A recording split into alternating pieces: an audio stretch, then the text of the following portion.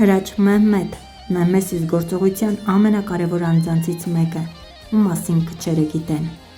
Հրաչը ներթափանցել էր Գերմանիայում գտնվող թուրքերի շրջապատ, որպես յուրային, նա ստանձնել էր բարդ և վտանգավոր, միաժամանակ շատ պատասխանատու գործ, որի հաջողությունից կախված էր ոչ միայն գործողության հաջողությունը, այլ մասնակիցներից շատերի անվտանգությունն ու կյանքը։ Նա երի-թուրք պարագլուխների գտնվելու վայրի հայտնաբերման գլխավոր պատասխանատուն էր։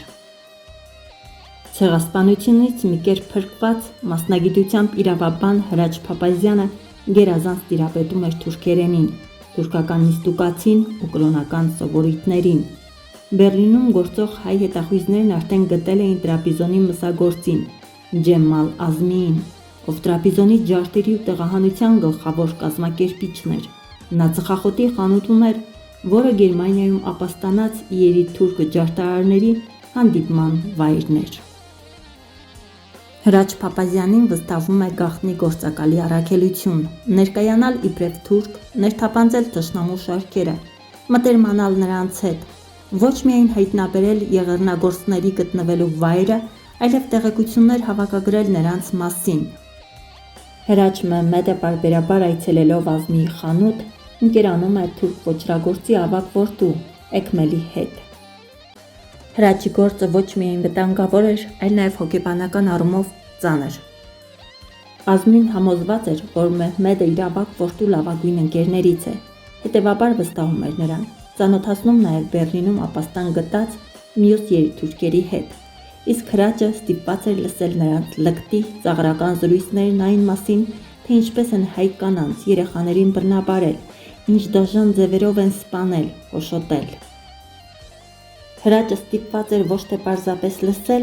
այլև մյուս երի-թուրքերի նման ցույց տալ, որ հաճույք է ստանում այդ պատմություններից։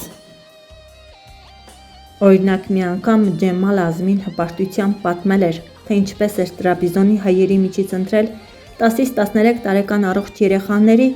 և նվիրել որդուն, իսկ մյուսներին հրամայել էր լցնել կողովների մեջ ու ծովը նետել։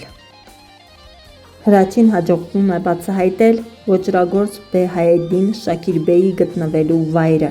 Նա այդ մասին հայտնում է Նեմեսիս գործողության ղեկավարներից Շահան Նաթալիին։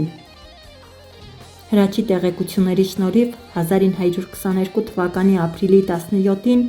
Բեռլինում Արշավի Շիրակյանն ու Արամ Երկանյանը գնդակահարում են Ջեմալ Ազմիին և Բեհայեդդին Շաքիրին։